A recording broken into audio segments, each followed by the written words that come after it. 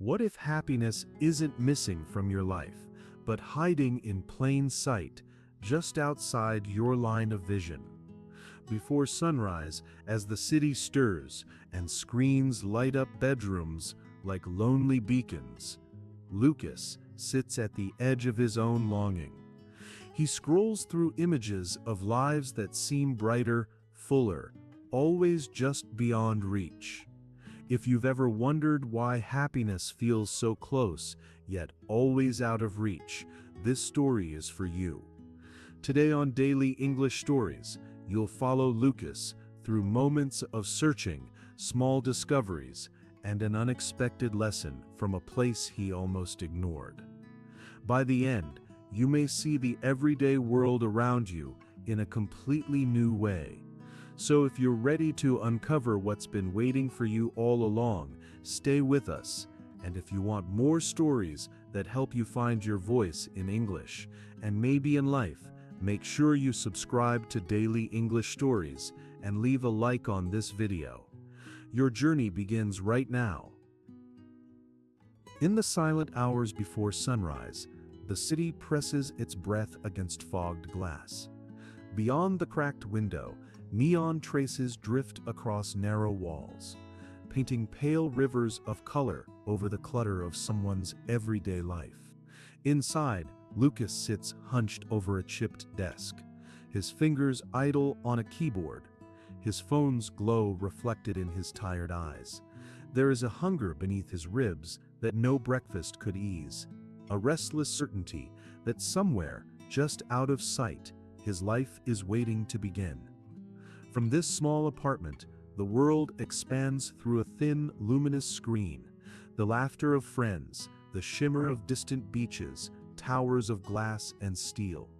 Lucas scrolls through the images with a practiced, hungry gesture, chasing glimpses of a life that always feels a little bigger, a little brighter, just beyond reach. The mind is quick to draw borders. What is his? What belongs to others? What still lies somewhere ahead? A silent question echoes with every scroll. If happiness lives somewhere out there, why does it always move away the moment he gets close? He listens to the low hum of the city waking, the slow tick of a clock that always runs a second behind. There are days when even the simplest joys, coffee warming the hands, a remembered song in the morning air, seem dulled by comparison to what might be possible. The future, a shifting line on the horizon, promises more than this room, these four walls, this particular life. Yet the line itself always seems to drift. Somewhere in the city, his phone vibrates with messages, congratulations, invitations, news of friends' new jobs or weekend escapes. He replies with practiced words offering celebration, envy, support. Beneath each response, a quiet suspicion. They have found the secret, cracked the code he is still trying to decipher. He wonders how happiness manages to hide in plain sight, invisible behind the filter of his daily routine. Tonight, as the world folds itself into shadows and streetlights, Lucas stands at the window, tracing the line where day meets night. In the reflection, he barely recognizes the shape of his own longing, how it flickers, how it waits. A single, unspoken thought shapes itself in the darkness. If he could just reach a little farther, perhaps happiness would finally let him in. Lucas's room is small, a patchwork of mismatched furniture and lived-in corners, a place built for utility rather than beauty. It is here that Lucas finds himself most evenings, perched on the edge of his bed with his laptop balanced on a pillow, eyes flickering from screen to ceiling. The rest of the world feels both impossibly close and infinitely far away. He scrolls through social posts in the blue wash of early morning, his thumb grazing the images of friends laughing beneath distant palm trees, toasting milestones in bars that smell of citrus and spilled secrets. There are new apartments with white walls and clean lines, sunlight pouring across tables set for someone else's breakfast.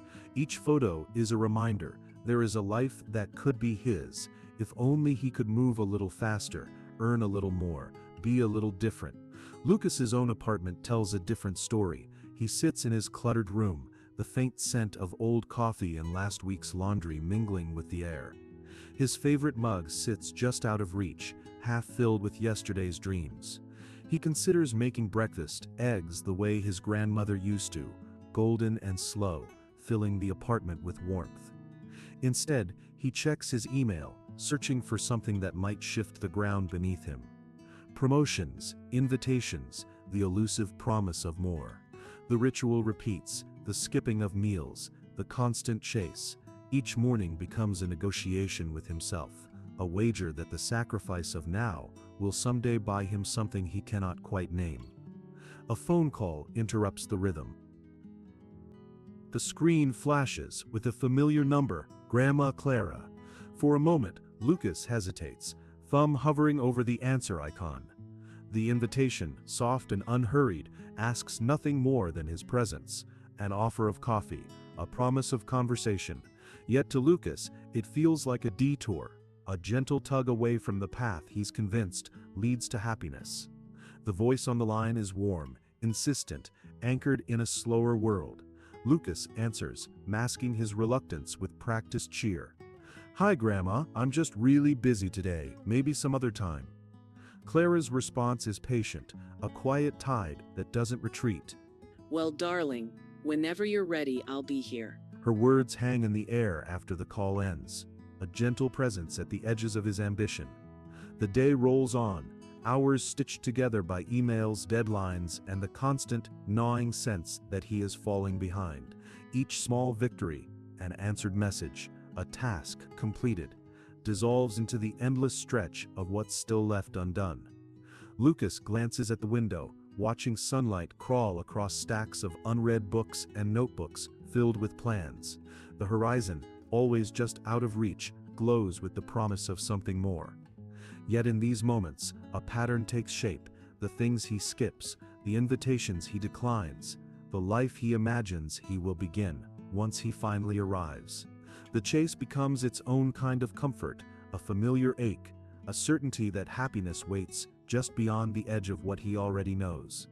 Lucas closes his eyes, listening to the city's distant rhythm, the laughter of strangers in apartments he's never seen.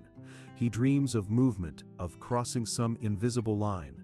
In the quiet of his room, he wonders if the horizon ever truly stands still, or if happiness is a traveler that always stays one step ahead. Lucas's days unfold in a blur, the line between hope and habit dissolving as each sunrise blurs into the next. His mind is always moving, mapping out strategies, rehearsing introductions, hunting for a sign that all this effort will finally pay off.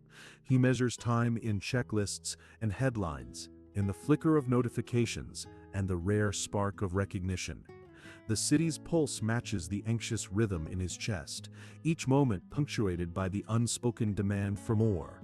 On a cold Wednesday, Lucas receives the news he has been chasing. A promotion, long fought for, arrives in the shape of a short email from his manager. He reads it twice before it sinks in. A new title, a little more money, a few extra responsibilities. He stands to take a selfie, forcing a practiced smile that never quite reaches his eyes. The moment is captured, curated, and almost immediately, the wave of excitement recedes, leaving a quiet, hollow echo. He uploads the photo anyway, attaching words that suggest pride, fulfillment, belonging, hoping the illusion will become real if repeated often enough. That evening, friends gather to celebrate. The room is full of clinking glasses and bright chatter, laughter that spills from the open windows into the warm city air. Lucas drifts through the crowd, his senses overwhelmed by the texture of music, the scent of wine, the unpredictable swirl of movement. For a moment, he stands apart, watching a stranger's unguarded laughter, a small fleeting spark that seems effortless, impossible to counterfeit. Lucas studies the scene, searching for the secret ingredient, the invisible thread that connects some people so easily to joy. A friend appears at his side, offering congratulations, but the words skim across the surface, unable to sink past the invisible glass between them. Lucas nods, replying with gratitude, yet his mind is already elsewhere, racing ahead to the next step, the next plan, the next unfinished piece of the life he imagines. Each achievement becomes a stepping stone to a new kind of longing. The satisfaction is always momentary, replaced by a hunger that sharpens in the quiet after applause. Late at night, the city has gone soft and silent. Lucas lies awake, the ceiling mapped with the faint glow of streetlights and passing cars. His phone becomes a lifeline, a portal to other lives, other possible futures. He scrolls through feeds and articles, profiles and stories, his thumb moving in restless circles. He searches for evidence that he is moving in the right direction, looking for markers that confirm his progress, likes, comments, brief bursts of digital applause. But the validation is fleeting, leaving behind only questions that echo in the darkness. What am I missing? Why doesn't this feel like enough? The answers slip away, just out of reach, each possibility dissolving as quickly as it appears. As dawn approaches, Lucas sits at the edge of his bed, wrapped in the hush of early morning. The city beyond his window is painted in shades of blue and gray, the world waiting to be remade by the first light. He exhales, noticing the tightness in his chest, the sense of being suspended between what he has and what he still believes is missing. In the stillness, the relentless search continues, driven by the belief that the next win, the next step, the next day will finally open the door he's been knocking on his whole life.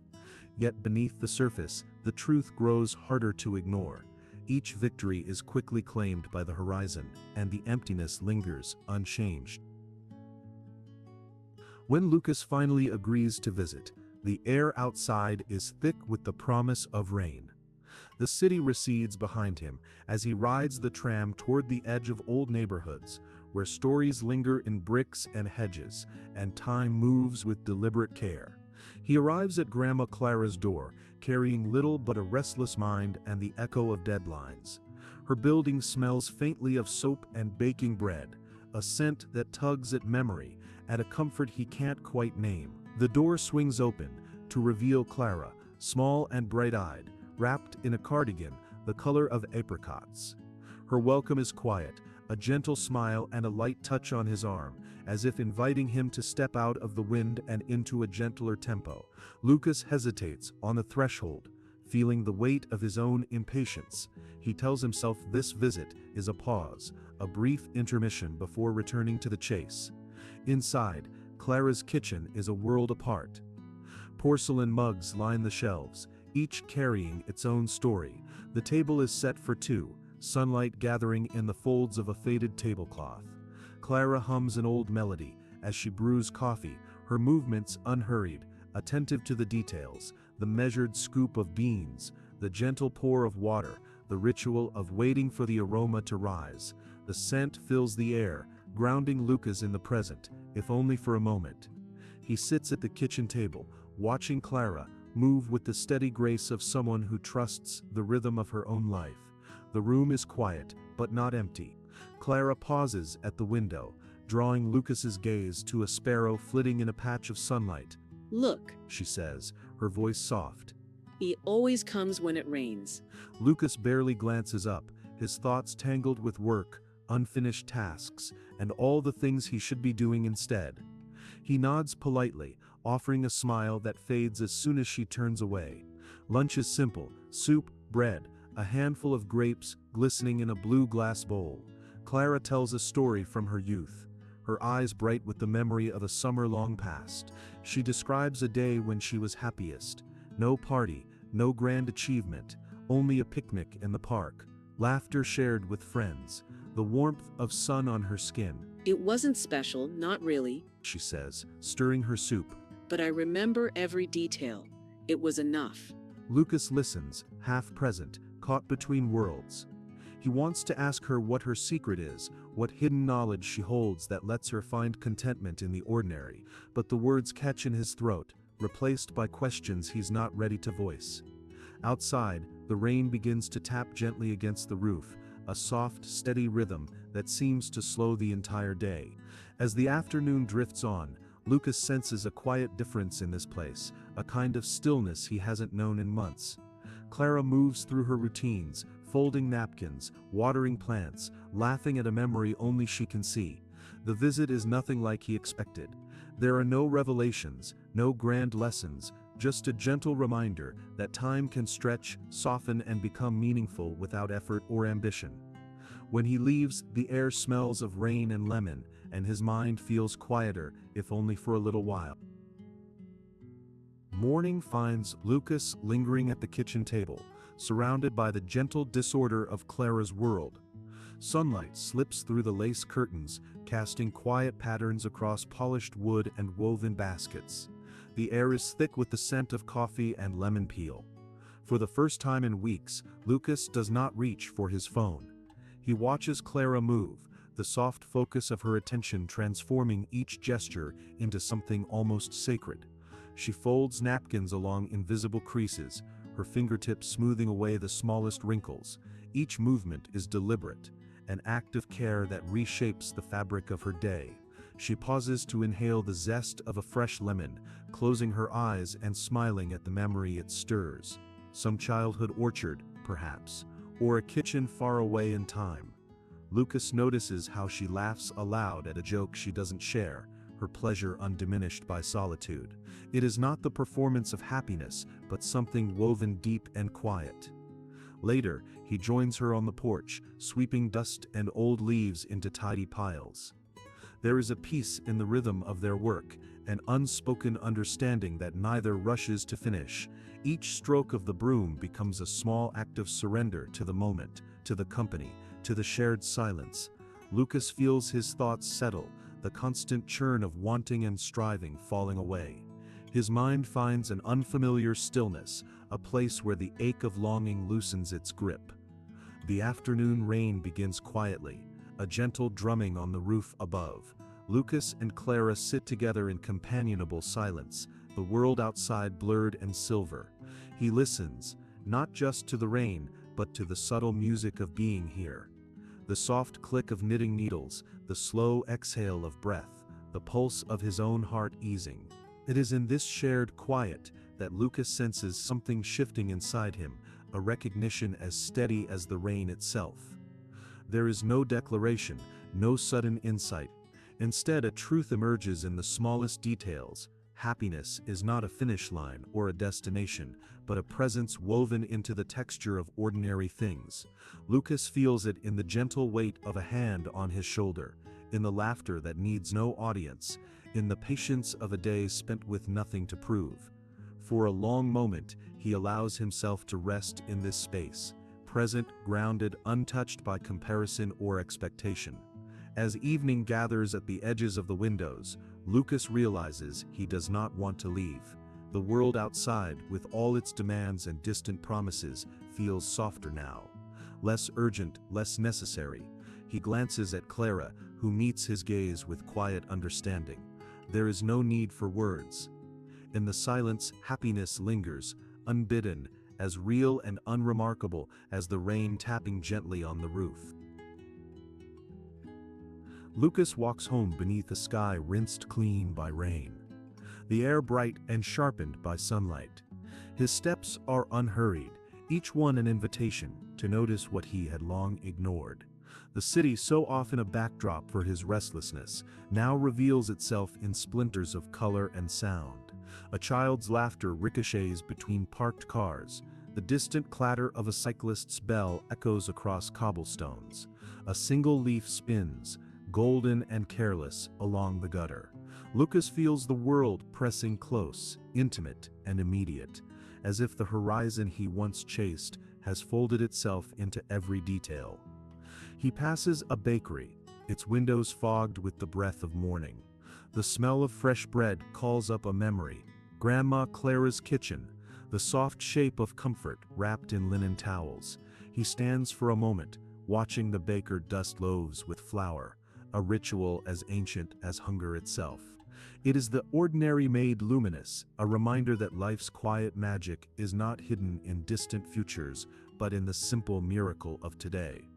At home, Lucas opens his cupboards with uncharacteristic care. He makes breakfast slowly, slicing bread, whisking eggs, letting the scent fill his apartment.